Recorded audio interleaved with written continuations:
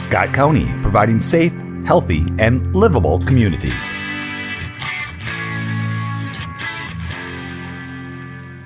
To receive information on Scott County delivers topic rural land development, permitting, customer service, and building inspections. I see JJ and Mary are up there. Who's going to kick this off for us? Oh, Chris. Chris, thank you. Yes. Good morning to you. Good morning to the commissioners. We're here today to talk about rural land development, permitting, and building inspections. And most of you as commissioners know this is a vitally important area of the work that we do. We interface with the community in very significant ways. We talk frequently about the rapid rate of growth in Scott County. This is a group that's fundamental to helping us balance development and maintaining the rural parts of our county that are so important to so many people that live here. And they also touch so many of our other initiatives in our work, housing, commercial development. They impact what our neighborhoods look like. They impact what our roads and water look like. And so there's just a really important group of folks to be talking with today. We're glad they're here. I would like to ask the folks on the facilitators to introduce yourselves, who you are and what department you come from. Then we're going to ask the presenters to introduce yourselves and just say briefly what your role is, and then we're going to get started. Good morning. I'm Lisa Fries, and I'm the Transportation Services Director. Good morning. I'm Pam Selvig, the Health and Human Services Director. Good morning. I'm Steve Jones from Office of Management and Budget. I'm Brad Davis, Director of Planning and Resource Management. Good morning, Jamie Nyberg, Scott County Building Official. Good morning, Jake Tupy here with Moderno Homes. Good morning, Marty Schmidt, Zoning Administrator with Scott County. Kate Sabajic, Environmental Services Manager. And Greg Wagner, Principal Planner with Zoning Administration. Great. Thank you all very much for being here. Can we start? I was just like to ask the first question. There was a piece in the narrative that talked about a series of meetings that many of you had with town boards over the last several months. And I'm wondering if you could just set the stage a little bit for us, like what was the purpose of those meetings? What did you hope to, what kind of drove you to engage with the town boards at this time? Yeah, I can start with that and let others jump in. Most everyone at the table was at those meetings except Jake. You know, we really felt like it was time to reset the roles and responsibilities between the county and the township when it comes to land development and permitting. We've seen some turnover in some of our town boards, so I think it was helpful just to do some education with those newly elected supervisors and newly appointed clerks. Just to discuss the importance of communication and coordination when you get an application in, making sure that the township knows what the county is doing and we know what the township is doing. We've had a few issues with some of our townships where we felt like that communication or coordination is broken down. And so we thought it would be good to just get back together in person and talk about the process, the steps, and just kind of hear from the township where things maybe aren't working as good from that perspective. And we got a lot of great feedback. We documented a lot of that feedback in the notes or in the packet, and have shared those notes with the town board. And you know, we've already acted on some things. And that's what I want to highlight is we've already changed a few of our practices based on things we've heard during those meetings. Anyone else? Marty, maybe? I would just say through the last 2 years with COVID, we've lost touch a little bit with the town board supervisors. So often they could come to a DRT meeting, they would come to Planning Commission Board of Adjustment meetings, they would stop in and just talk to us. We had a counter, they could come in. For 2 years, we've pretty much been remote with them, and we've lost some of that touch with them. And I think this, like Brad said, this meeting was really nice to have that reset with them and go over what we're doing and how we're working together and how can we continue to work together as things have changed. Yeah. And I thought it was real valuable that way. Nice. And I would just add that all the technology improvements we've had, especially in the building inspection area, and it touches in environmental and planning as well, with online permits and things like that. Because of the pandemic, we didn't really get to follow some of those improvements up with meetings with them to find out how things were going. So it was delayed, but a really good time to kind of talk about all of those improvements, what they're hearing out there from their customers, their residents and things. Great, thank you.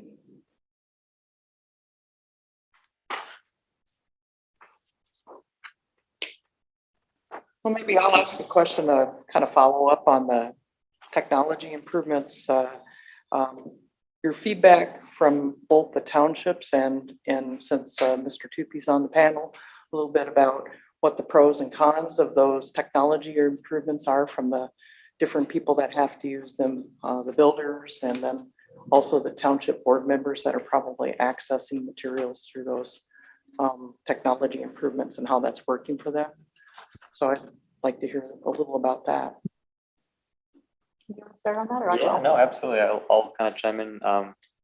From the building perspective, just being a builder here in Scott County for many, many years, second generation. My dad, Gary Tupy, has been very active in Scott County land developing and home building. I kind of grew up with him, so I've seen all different phases, I think, of that permitting from the time you're dropping off permits and dropping off checks to pay for permits at the downstairs at the desk, to transitioning into the online. I feel like the online is a great tool that's been implemented because it allows us to cut down a lot of the time it takes to transition and transfer information to the county. It's a much quicker, much faster way to get information across from builders to the county and to other departments, and to get real feedback, in one spot, so you can get access to it when it's needed and when you need it most. So I feel like from our perspective, it's really helped speed things up. It's simplified the process, and we really enjoy working with it. So it sounds like too that even on the inspection side, they've implemented some changes on how things get scheduled. How does that work from your perspective? It's definitely been a interesting transition because now we have to call in and then, they call us back. There's 2 times a day that they had called back with times. And I think with change, that time to adjust is always there. It's never an easy transition, but it's nice to know that you'll for sure get the call back. You'll for sure get, information when you need it, instead of just, potentially calling or being on hold or having to, always the communication piece break down. So, still going through those motions, I think is a learning curve right now. But just knowing that is the process is helpful to just with future planning, right? When to call in, when to get your inspections. So it's just learning that new process, I think, is where we're at with the inspections part of it, getting the times things figured out. So. And then I'll just touch on following up on his, initially of course, the change is difficult. So initially when we went live with the technology for online permits and things, we had a lot more struggles. A lot of people that use it on a regular basis, really have embraced it. We do still have some struggles with people, homeowners doing their own project where they're not familiar with the permit system at all.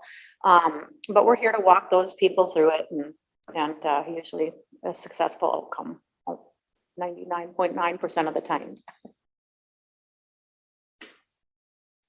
Staying on that same topic of the technology there, I see on page 6, it was showing how the number of days of things that are going well.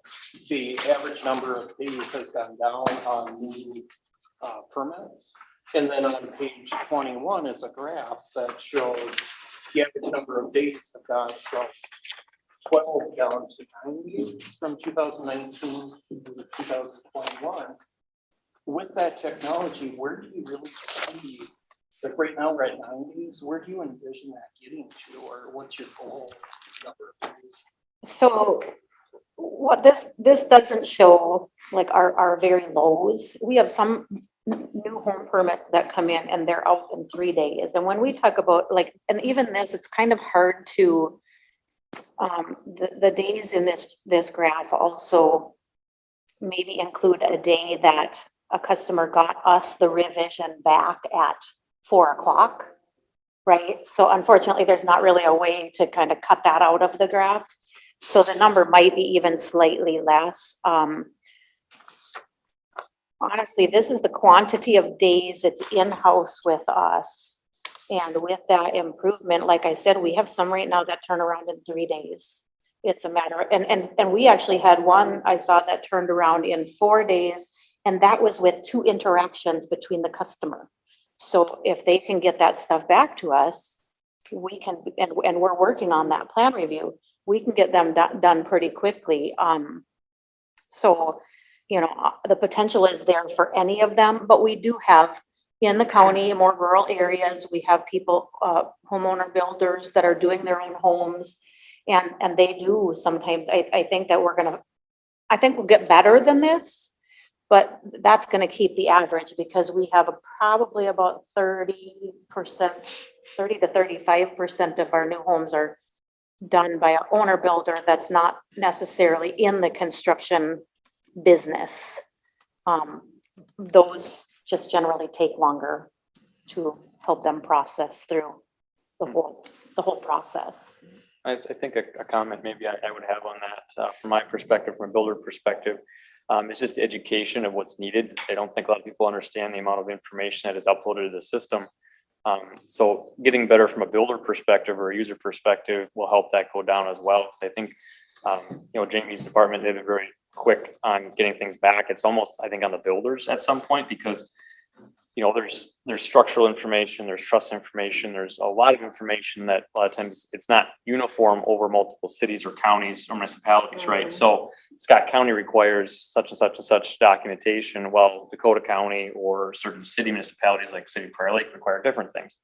So it's more of an education to get out to the users. So I don't know, it could be potential workshops, could just be, you know, whatever it may be, but I think that's what would help that graph get less days is getting the users more up to speed on what's needed so that they can do their job once it's submitted. They don't have all the back and forth of, hey, we need this, or we need this, or this isn't right. I really would sense that, you know, if there was an information, you know, a way to really harness that with builders so they knew what to submit, I think that would speed the process up even more. And having a tie easier, but we have all of the information on our website, but it doesn't integrate very well with our permit system as far as that goes. We've seen technology out there, and I think technology is going to improve the more and more building departments with the pandemic started going this route. We were already headed online before the pandemic, but because of the pandemic, more and more have gone that route. So now all of this technology has really jumped on board to find more improvements, right? Like even right now, we just had a version upgrade last week that has all of these things that we wanted even when we went live back in 2018. Can it do this? Can it do that? No, it can't. No, it can't. But they've listened to their customers and added improvements that way. So there are pieces out there. We've demoed some, we've watched some demonstrations of different types of software that feature, like a little 1-minute video to tell somebody about something instead of them having to read a paragraph of something. What a good thing. Of course, we go to our permit system manufacturer, vendor, and say, how do you make that happen? And obviously they can make it happen if we pay for it, but ultimately if they get enough customers asking for it too. So attending those conventions, getting everybody on board with it and getting those into them will help us improve our system. Yeah, there's legislation being proposed now at the Capitol around a lot of different housing issues, but one of them is to put a clock on these building permits, and I think set a 60-day review time limit for all building permits, similar to zoning permits. And this data has been helpful for us to talk about the fact that we don't see that as an issue here in Scott County, and I think most communities, the expectation is that you're going to turn that permit around in 15 days on average. And so we don't see the need for legislation that imposes really kind of a silly 60-day limit. On pages 18 and 19, 21, there are graphs that really show some of the time savers through use of technology. And I'm wondering what that is meant for your department as far as like with the gains that you've experienced through the technology. Has it allowed you to use your staff any differently or repurpose people if you are saving time through technology? Well, in the building inspections area, we did have one staff retire a couple of years ago during the pandemic, and she wasn't replaced. We brought another part-time person in, a couple extra days into the building department. So we ended up kind of with a little bit of a staff shortage. And we always are, teetering on that. Some of the things that hadn't been done in many years, as we've started experiencing, okay, we were more efficient there. We've been able to start implementing programs to try and get, for example, a good expired permit program in place. Many years, we didn't have that. We didn't have the follow-up on that. And we've really started being able to do that. And with this permit system, we will eventually be able to make almost all of that a pretty automated thing. Right now, it's kind of a hybrid between automated and manual. But even that will be able to get automated so that it takes away some of the time. So we thankfully, we've found these efficiencies because we have, I think one of the staff came over to some of the hours from the previous staff came over to your area for a shortage that was covered. So I think we're running like this. And I'll just note for the septic inspection review, the part, I don't know, we've gained efficiencies, probably not enough that we could find time to put to another area. But what we have found is that we're now doing permits in a manner that we've wanted to before. The inspector would be reviewing the permit and someone would come into the counter. They'd have to stop that review, go address the next permit, go back to the first one, then another person comes in. Mhm. And they've never cared for this sort of a cutting in a line or the loudest person that comes to the counter takes away from the order. And so now they feel there's a more fair system that they can work on the permits in the order that they came instead of who's coming in and kind of interrupting their thought process and flow. So they do like that they're more efficient and they feel that each permit is getting its fair review. Good point. Switching gears just a little bit, on both pages 11 and 12, you guys talk about on 11 kind of guiding new lots that are platted and kind of influencing that rural housing development, as well as some a role around that commercial and industrial permits. And I probably know the least of your world of people around this table. So I'm curious, how do you influence that? How do you guys influence both that kind of lot development as well as that commercial development in the county?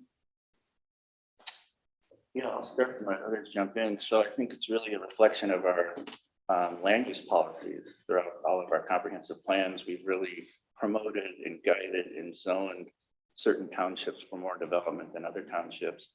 And it's those eastern, what we call the rural growth townships on these charts, places like Cedar Lake, Spring Lake, Newmarket, and formerly at Credit River when it was under county zoning. Those were the 4 townships that we really guided a lot of rural residential development. And I think these charts show that that is where then that growth occurred, where we're seeing new lots being platted, new homes going up. And that trend will really just continue. We've already, in the first 4 months of this year, had 67 lots under a public hearing across, I think, 4 plats. And some of those plats are getting larger. For a lot of years, we were just seeing plats with maybe 3 or 4 or 5 lots, but we're starting to see development come back with maybe 20 lots or 30 lots. And Jake can kind of talk about that aspect of it, why we didn't see a lot of large lot development in the past. But we're starting to see that come back a little bit. I think when this graph gets updated for 2022, we'll see that green line tick up again. I think we about 50 lots created in last year, and I think we're going to exceed that this year. So yeah, to answer your question, I think it's just our land use policies. But I'll let Jake maybe talk from a private market side, how you see the market and where things are headed. As far as new lot growth and things, right, that kind of we're thinking. Obviously we're seeing, at least from my perspective, obviously I have a small corner of the market and what we do, we're a small custom builder and developing piece here in Scott County. But we're seeing just with our sales piece of it, we're seeing that slow down already. The phones have kind of stopped. It's more difficult to get our sales And what used to get 8 out of 10 deals, now you're down to like, 2 or 3 out of your 10, you get the deals, right? Because of, I think cost of goods have just gone up so incrementally and continue to do so. I mean, every other week I get a phone call with, hey, we're increasing drywall this week, we're increasing steel's going up, our concrete's going up. So it's really hard to bid these houses accurately for people in a timely manner. So I think that's posed one of the problems with how we're seeing the future of growth. Now, from a development standpoint, I don't know if we're seeing a bit of a delay in what the pandemic was, or coming out of that 08, 09 recession where we just had an abundance of lots that were in foreclosure and we went through all of that. I think we're definitely through that, but have we gotten to the point where we're trying to push new developments? Because all these developments can take a year or two to really get from the farmer's field to getting building permits and ready to build. Are we starting to see that turnaround? And hopefully we're not going to see it go the other way now with slowing of the market, right? That's my fear is, hey, our fourth quarter is not looking great, and we have to really push through. And a lot of inventory has been an issue for us. It's driven us out of the municipalities. I think the guys at your larger volume builders, your national builders, have really taken hold in the cities, right? You got Lakeville, you've got Sashaka, you got Prior Lake. It's not really a place for us anymore because we can't compete. We're not. It's not a place that we can play with them. So it kind of forces us out to the rural areas, right? That's kind of our niche market, and that's where we survive. That's how we push our stuff. It's kind of our bread and butter, so to speak, that we can provide these custom homes on these 2.5 acres or larger platted pieces. So to have these lots available to us is kind of our lifeblood. So it's kind of where we're focusing our energy. Or we have focused our energy on a few plots that we're pushing through right now with Greg and the whole crew here to sustain our building going forward. Right, we need a spot to put these houses and a spot to continue. So it's definitely important for us to do and to tackle that. So I don't know if that answers your question, but that's my snapshot. So Can I ask Jake, so what do you see happening with like the price of materials? You said they're going up and up, but the phones, they've got to come down. I mean, right? Well, interest rates have driven that. Now, today's market rates we're at 5%. They're saying, and obviously the feds are continuing to raise these rates, which are push. Who knows where they're going to go? But we just don't know where fourth quarter and just the end of the year is going to push interest rates, for mortgage lending. But as interest rates climb, you get to see the corresponding graphs where material costs will start to plateau because interest rates are rising. Right, it's that supply and demand issue. So our lumbers have plateaued, but again, market is still rising. I don't know if it's a supply chain issue. A lot of guys are speculating it's just a greed issue. People have gotten used to that cost increase and they're just going to maintain that because they've set the bar. So we don't have our pulse on what that is at that large scale. We just know that costs are not declining as fast as rates are increasing, right? So as people are not able to borrow as much money, the housing has not seen its decline in cost of construction. So I think that's where we're seeing that huge lack in sales and the ability to purchase because we can't get affordable anymore, right? You can't put a nice home on acreage for $700,000-800,000. We've set the bar to $1.2 million. Who can afford $1.2 million in any of these counties out here is just going to be really tough. So it's that's what we're seeing in today's world. Just a follow-up Yeah, on that. Commissioner Hall. On the interest rate, Yeah. went up over 1% in the last week. It's now 6.8% average. Is it? Well, Yeah, so I'm already behind my data, right? So yeah, it's getting difficult. So we're constantly meeting people. We're on that new Scenic Bay Estates property. We're planning and pushing that through and getting that done this week. I've been meeting people out there constantly all week, right? People are interested. They're actively trying to pursue acreage pieces. But when you sit down at the table and run the numbers, by the time you input a lot number and a housing number, it just doesn't sustain and people can't afford what that is. What they thought they could get on acres because they're getting great money for their houses now. The market's still, good demand and good pricing for their housing now, but it's costing so much more to get into something new for us to build. It's just it's a very fine line to walk. So. Oh, Brad, can I have you further expand on your response on targeting the rural growth here? Can you explain why you target more of the rural growth area as opposed to the urban expansion and what the differences are there? Yeah, so those rural growth townships, Cedar Lake and Spring Lake, really there was a lot of planning that went into those areas, making sure that they have the road infrastructure in place or they have plans to build it as development occurs. They have stormwater plans in place to handle any drainage issues.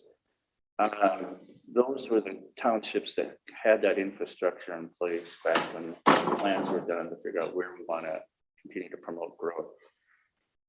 On the flip side, we have townships that are within the future growth areas of cities, places like Jackson Township, parts of St. Lawrence and Sand Creek, and portions of New Market Township, areas where the adjacent city has long-range plans to grow and extend sewer and water and streets. And some of them have quarterly annexation agreements with their neighboring township. Those are the areas that we have kept in this urban expansion area under our comp plans for several decades. And there we really don't promote much new development. It's usually one lot per 40 acres. So you can't subdivide your land into smaller lots. We all have single family homes on those parcels. A lot of it's predominantly farm parcels, and that's really the desire is to keep them in that state until they annex into the city. So it's just those land use policies that I think are playing out in these charts with lots. And so I didn't answer the question, I think earlier from Pam, you had two graphs. We've talked a lot about the residential side, but you also mentioned the commercial Yeah. side on page 12. You know, and there we've seen a real uptick in the number of permits for commercial and industrial development issued in the townships. You can see that collectively our townships accommodated about 17% of those permits over that 5-year period. You can see how that relates to some of our cities.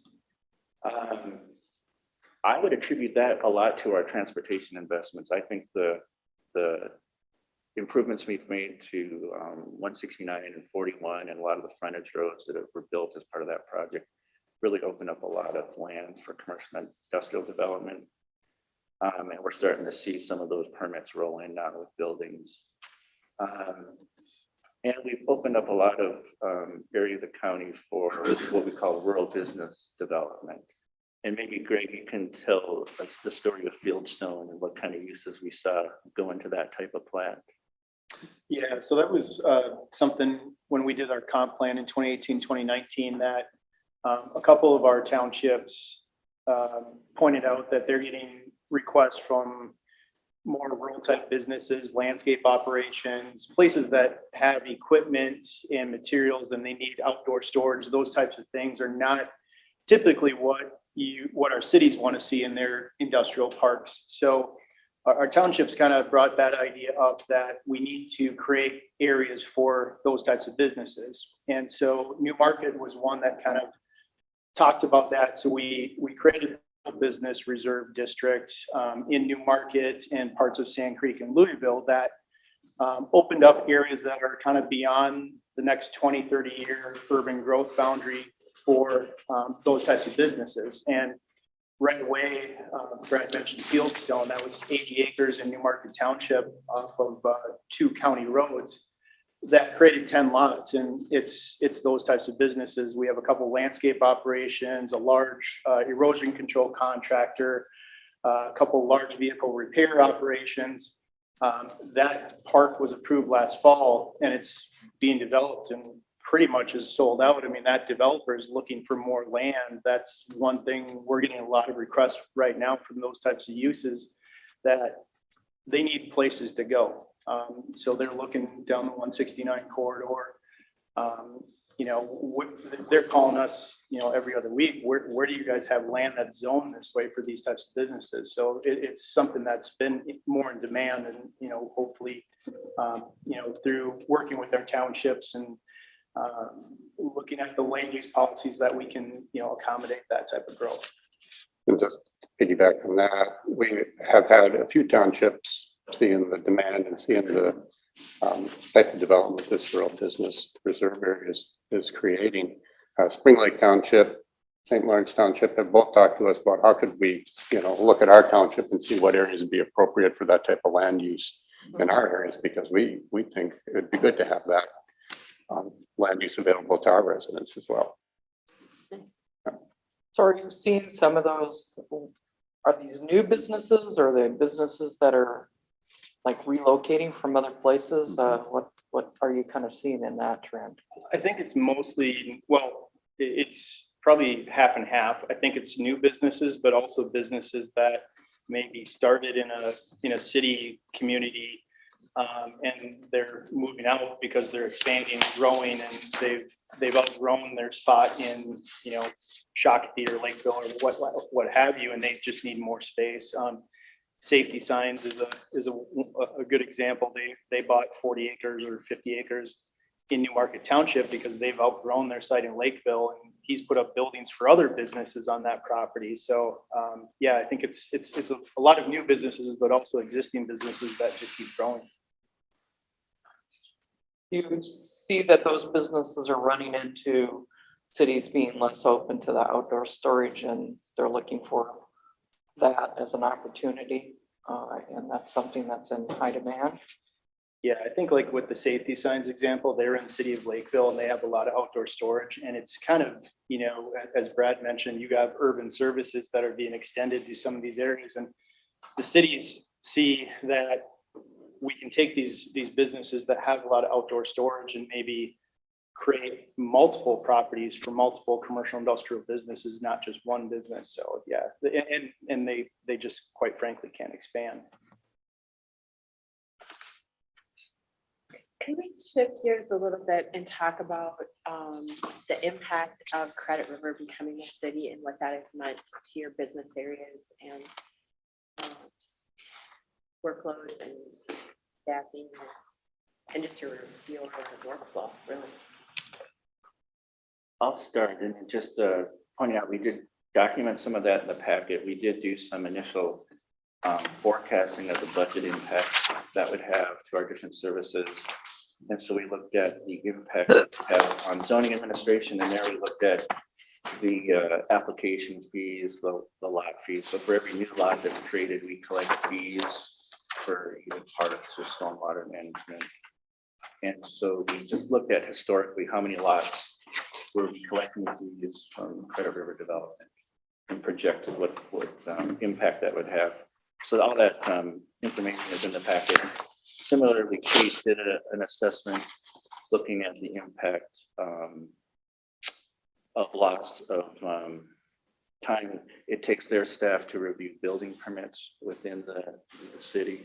And she'll talk a little bit about how they're still trying to work through that process. And I'll let Jamie talk about her analysis. So we tried to forecast what impact it will have, and we know that we're still, I think, in the process now in 2022, trying to understand if we're really realizing those impacts. In some areas, because we've seen an uptick in development in the other townships outside of Credit River, it's starting to balance out some of those hits that we thought we were going to take.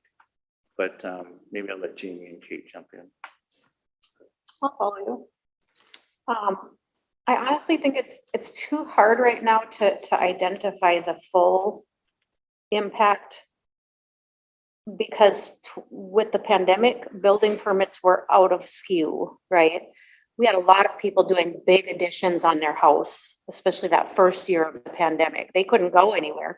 Nobody could spend any money on anything else. We had swimming pools like crazy coming in. And, huge additions were, previous years. I mean, a couple of years ago, I ran that report, and previous years, we had 100% less addition permits than we did on the year of the pandemic. So some of the major stuff that happened during the pandemic makes it hard for us to say, this is what happened. If we pull the raw numbers today, we always thought it would be about 20%, because Credit River was about 20% of our permit load, 20% of our revenue in that respect to the department. But last year, we didn't see that same number, maybe between the 10 to 15%, and not even affecting revenue much. But that's because of these house projects, or these detached accessory structure projects that were much larger than what we had previously been seeing. I think it's going to take a couple of years for, now once we start to get back to normal, maybe at the end of this year, we'll have something that's comparable to just pre-pandemic. And we can really say, okay, this was what our impact was, because it was just too different during that pandemic to figure that out as far as workload goes and permit load goes right now. We were down, how many new homes were we down last year? From the previous year, I think we were down eight or nine new homes. And, you know, in Credit River, we had last year a push before January 15th. And I think I want to say 7 of those permits that were issued before January 15th were in Credit River Township for new homes, or 6 maybe, you know, so we did issue a whole lot of permits at the beginning of the year, but in total, I think we'll find out after this year is over, a little better. Okay, thanks, Jean. So, as Brian mentioned, for the Environmental Services Department, we do the septic permit review, and our experience has been a little different because Scott County is the authority of septic systems, that program over the entire county. So when Credit River became a city, they took over zoning and building, but they did not take over the septic program, because the way our state statute is set up is that that program is delegated to a county. If a city or township or someone wanted that program, they would have to go and sort of like ask or petition the county to have that program. So when Credit River became a city, they did not come and ask us for the septic system program. They just would not have the capacity to do it. So even if they had asked us for it, we'd probably say, I'm sorry, right now, you don't have the capacity to run this program or is involved in what you're expecting, and you're just starting out. So we, when we got started, we thought, okay, this should work out okay, because like I said, Scott County is the authority of all the programs of all of the cities. And we thought it would just roll out the same. We would communicate with Credit River just like we do Shakopee and Jordan and Belle Plaine. But this was my first time with experience of a township becoming a city, of anyone becoming a city, and I didn't realize the amount of work that it takes, that infancy, to grow. And so we've been going through a lot of growing pains with Credit River as they are trying to get a permit system online. They're trying to get a planning commission set up, a council set up. So as we were moving forward, trying to figure out, can we approve this permit, or what about the septics for this plat? They didn't have a planning commission for us to go to talk about the different needs or problems that we were having with the plat. So they've been working through these things, and we've been working through that with them. And we didn't have that with the other cities, because obviously the other cities have been, formed many, many years ago, and already had all of this stuff set up. So it's been a little different for our department. We did calculate some number of how many permit reviews that we've done, and we've kind of guesstimated some time. We've probably had to spend, we tried to average out how much hours we've spent on a permit, and try to estimate if we had a loss. I think we came pretty close to our prediction of a loss of probably 15,000. But I mean, to be honest, there's just some of that time we'll never be able to count how long we've had to sit on and work through meetings with Credit River on, what we need to do to make this program work well for their city. Continuing on the budget discussion here, we listed in here is the revenue impact, but I know specifically for Jamie, you on the building inspections, you did also make some expense changes that kind of offset the revenue. So from a levy impact, you didn't really see one. Is that correct? And how did you address that?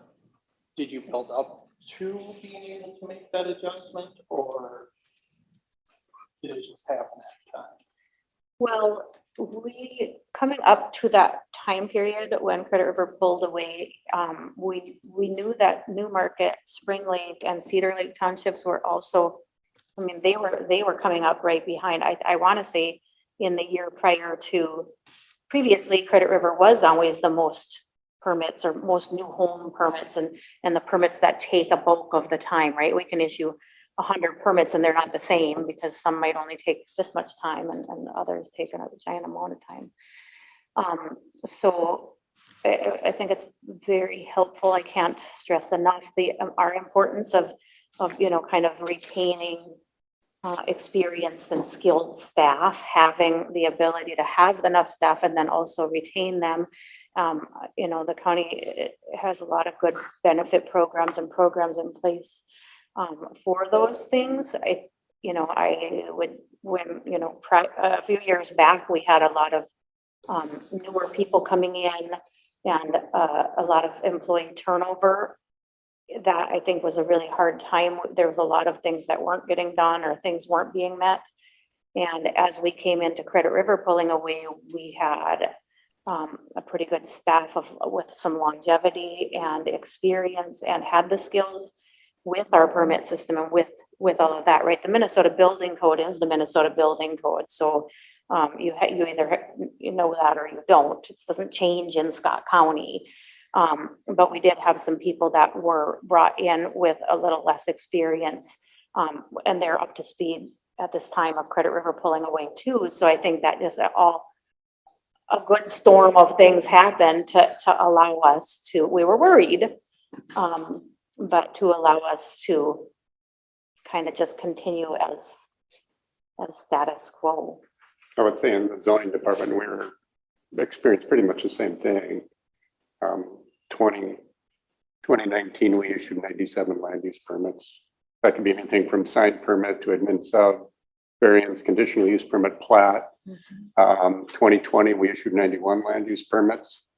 We had Credit River both of those years. In 2021, Credit River went on their own January 15th. We issued 115. So it was just really an uptick in what happened in the other townships that had a lot of that area. So I think everybody that's saying, it's going to take a couple of years to really figure out the true impact. I would agree with that. And then we also had in our budget for contract services, right? So in the event we do end up with a staffing shortage or abundance of permits or things like that, we had an amount in the budget to accommodate extra help. And in, the way we are set right now, as long as we have, we reduce that amount significantly to allow us to kind of find that happy medium. And so far it's been working out well.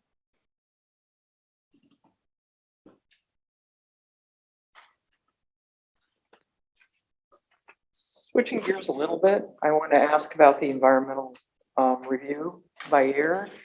And looking at that, there's a number of years where I'm assuming it was kind of driven by the economy and some of those years that we didn't see any permit activity, but has there been any changes in the environmental rules that have driven the kind of looks like decline in environmental review that you do on an annual basis? No, I don't think that there was any changes in environmental review significant enough. There have been some small changes, but nothing significant that played a role. That there was a few years that we didn't have an application for environmental review. What I think this chart does, what it does show and what it doesn't show. What it doesn't show is it shows you the number of this shows you the number that were completed in a year. What it doesn't show you is how long it takes us to complete one. So we've had some larger ones like Jordan Aggregate that took several years. So you see on here that there isn't any review. It isn't that there wasn't a review happening. It's just the year that it was complete. But it does show,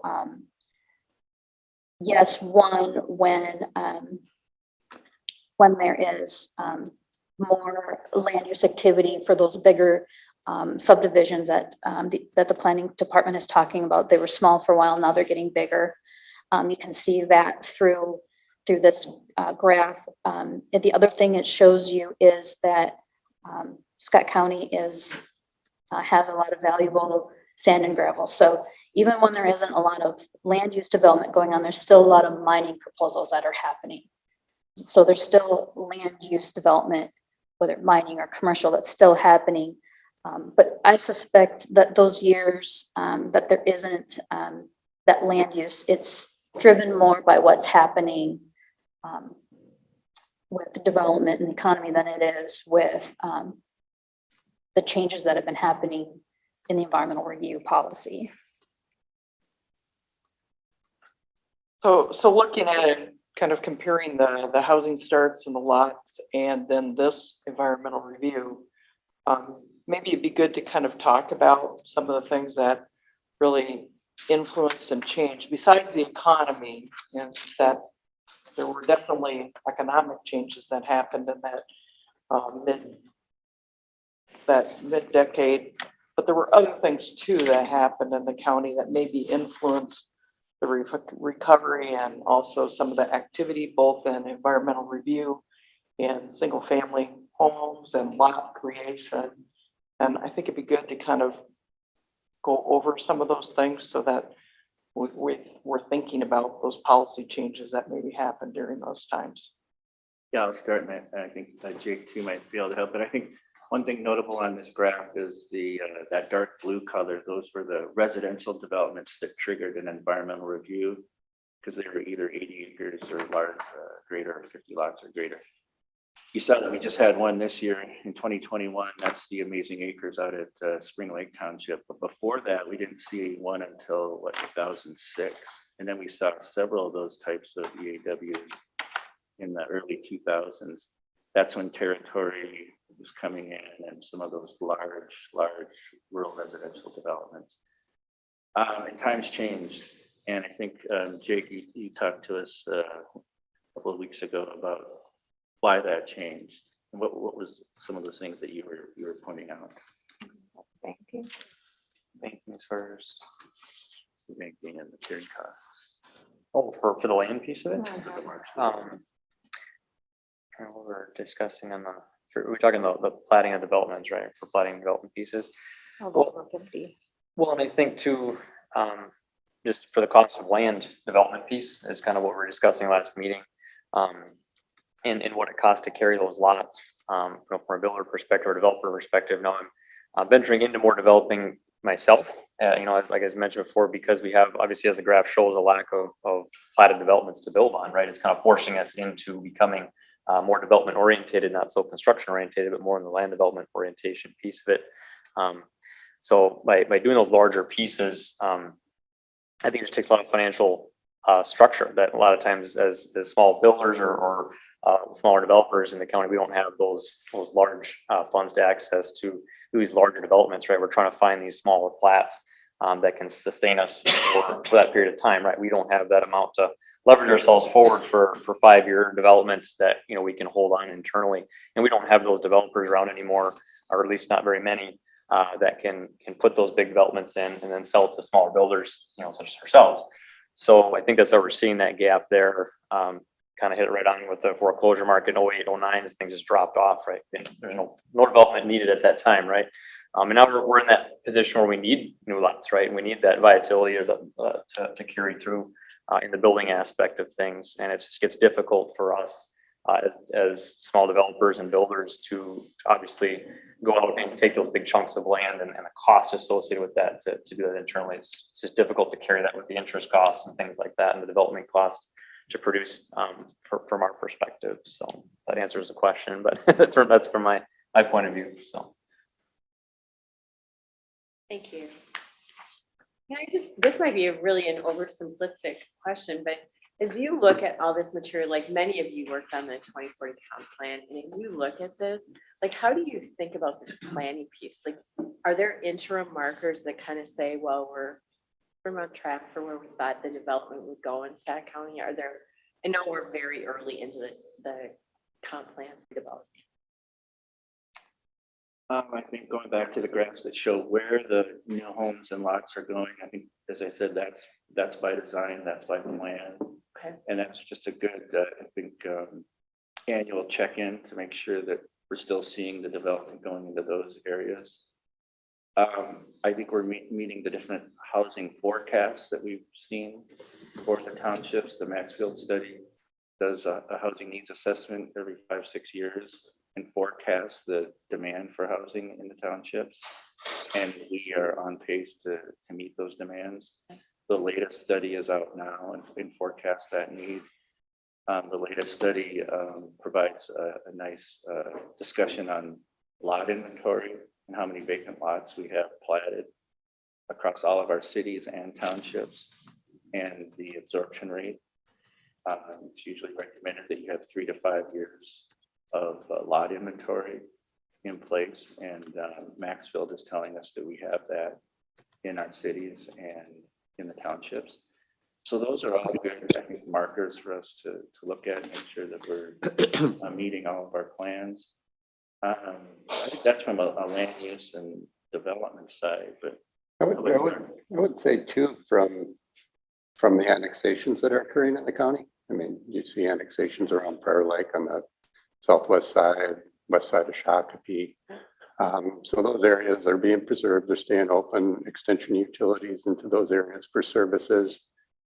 Jordan just started work on a new sewer pipe around the west side of their community. Belle Plaine is doing the same thing on the north side of their community. So I think from an orderly annexation area and a preservation of area for the cities to grow into, highest and best use, I think the plan is doing its job there as well.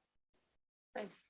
yeah, that's a good point. I think that our approach to preserving areas for future city growth is probably the most important land use policy we have in our comp plans, and it's embodied in that urban expansion area. I think that has been very important that the county took that position 2-3 decades ago. And I think we continue to see the value of that policy every time we see efficient annexations happen in our city. I think with that, I'll turn it back over to the vice chair. Leave it open for questions. Okay, thank you. Any questions or comments from the board? Sure. Thank you, Mr. Chair. Great report. You know, you guys all know that I live this every day and, you know, probably got a phone call about it right now. So thank you for all your work. I know I'm really impressed, and I was even more impressed after the minutes from the 2 recent meetings with townships, how flexible you are with working with different townships and their parameters, because they're all separate jurisdictions who have control over things, and they can charge a fee for driveway permits, not, and do these things. And so how's that going? I mean, from the looks of the report, you're going to continue to accommodate those differences. Are finding any systems to help with that? How's that going? Go ahead. Talk about the townships and the forms. On the approval form, yeah, they would, so that one of the, a couple of the townships, I think, have a specific desire for us to have one form for everything that we do that they would approve and sign off on. And unfortunately, that won't work. We are going to work on, and I know we certainly are on, we already have done so on a couple of the forms, like the agricultural building versus a building. Those used to each require approval. We've shored that up, but there are some, we can't have a planning, one of the planning department's forms be the same as a building form. We'd end up with a 6 or 8 page document that also people don't want to read or get confused with. So we will keep them separate for the different departments. It's different statutes, it's different codes and rules, ordinances, things like that. But I think we've already made some changes, and we're going to try to do what we can to, you know, they're also, each one of them is trying to do something a certain way. And, you know, we don't want to, if we don't have to, we don't want to force one township to do exactly the same as the other township. And actually,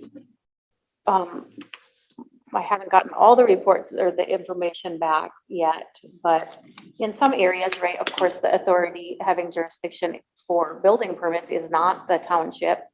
And in some types of permits, if they don't require a driveway or other things, you know, kind of finding out what is the reasoning behind them wanting to have approval on that first, and seeing if we can find ways that are a little more efficient for them, so that maybe we don't have a resident that has to go to the township and come back to the county and, go back and forth. Maybe we, some of them have actually already, after hearing other townships talk about it, have already reduced the amount of permits that they are going to review ahead of time. They already get notification of all of them, but needing to approve ahead of time, so. I think Well, one of the more valuable moments in those meetings was we would invite 3 or 4 townships at a group meeting. And sometimes the township would talk about why they wanted to sign off on a deck permit. And what was valued to me is other township supervisors were asking them, why do you need to know if someone's building a deck? And they would have that dialogue. And I think that helped change some minds more than staff trying to, recommend which way they should go. So that was good to bring them together in groups. Good, good. Yeah, thank you for that. I think we should keep it up. It's only that communication's helping. So Jake, you talked a little bit about, especially with building permits, different requirements from jurisdictions. And that's something that I hear about a lot, Carver County does this or Dakota County does this. Why does Scott County do this?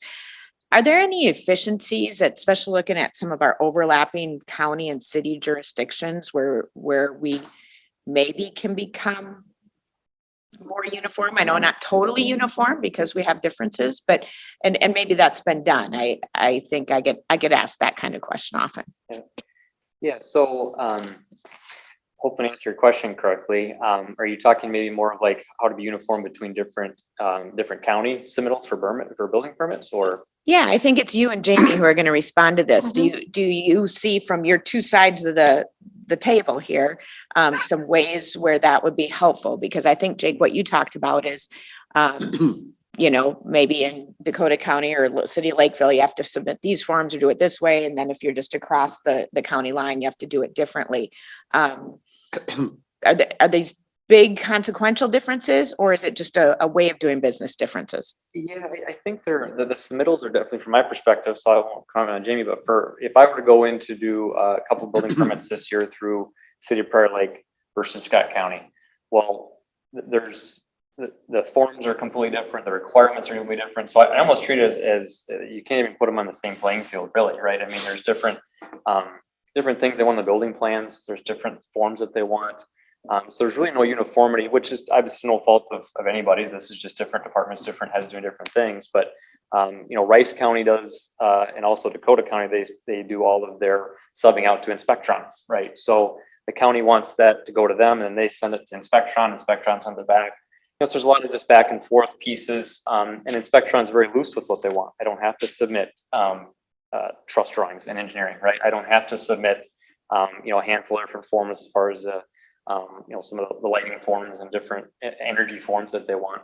And those things tend to change, with just different, obviously getting to sub things out to an independent contractor. Well, that can change by the wind. There's no necessary, there's no concise, like every time this is the same. I feel like it changes every so often as well. So to harness that one, I don't think it's possible. I don't know that's just my perspective as a builder. I don't think you could really even somehow uniformly tie those together that I could see, just based on that many municipalities and different pieces, but. So I'd say some forms, like the state did come out with an energy code compliance form that everybody's using, right? That's like almost all municipalities that I know of use that form. And that's great, because everybody knows that form. We don't have an application per se anymore because you apply online. And that's a pretty simple, like you click this, click that. It doesn't really go through a lot of things. With regard to the submittal items, we go right straight to the Minnesota rule and say, these are the construction documents that are required in accordance with the Minnesota State Building Code.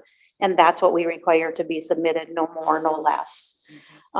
If other municipalities don't ask for some of these things, I don't know why, or we did do a poll a while ago. We sent it out to maybe like 20 other building officials, and we did a survey with questions that asked them, do you review braced wall plans? Many of them, said, no, we don't. We say they must be done in accordance with the code. We do review braced wall plans here in Scott County. We want to do that because we want the end user of these buildings to be getting the product that they think they're getting. The code is just a minimum. We're not requiring people to build or design above the code. They just have to meet it or have an alternate equivalent. So that's where we are with our submittal documents. The other side of that is if we do hear from people, something, oh, this interpretation is what's going on in this municipality. And it's something that we can grasp and we can say, you know, I could see a way to interpreting things that way. Our building inspections team is always open to reaching out to these other areas and finding out how are you getting to that? Let's, you know, work with the state or work with these other people, maybe not necessarily the state. We're our own jurisdictions, right? So sometimes maybe they're not even involved and we just identify, can we interpret it this way? And we can make some changes that way to try and, you know, I know nobody wants to give us the truss drawings, but without the truss drawings, we can't identify where the point loads are if we don't know, you know, some of those things, so. Good, thank you. Any other questions? That's cool. Unless you Go ahead. It seems like, you know, I think there was somewhere in there where it said, the township meetings are the first 2 weeks of the month, and we have our planning and zoning is, second Monday. Would there be any value in moving the planning and zoning to the fourth Monday? Because last week we had a situation where it was approved that planning and zoning before the township even got to, Spring Lake Township got to look at it. Would that mess up a lot of plans? We don't know yet, Commissioner Wolf. It's a good question that did come up. And I think historically the townships meet the first 2 weeks of the month for a variety of reasons. But one, I think historically was that they could put together a recommendation for the planning commission meeting. And we recognize that the calendar doesn't always work well. And so we've talked internally about moving the planning commission meeting to either the third or fourth week of the month. And we need to sit down and just think through that, think if there'd be ripple effects. And just come to a decision. And if we do change the date, we would give everyone enough lead time so that maybe we'd start out 2023 with a new meeting night. But yeah, it's something we're looking at for sure. Yeah, just more of a statement. This is another one of those departments that I consistently hear good things about. That there's a willingness for this group to get to yes. Sometimes the answer is no, but people not like it, but seemingly know the reason why or how to get to the yes. So I would certainly appreciate that. And I appreciate having the public-private partnership here so that we're not just in our own little hoods and blinders and doing our thing. Well, we need this form and triplicate and here's some carbon paper. Hopefully we're not using carbon paper, but that we want to try to help the citizens of Scott County. So I appreciate you being here to be a part of that as well, and the listening ears to hear what you have to say on that. So just thank you to this department. All right, if there's no more questions, thank you to the panel. Thank you, Mr. Tupi, for showing up here. I know you're pretty busy and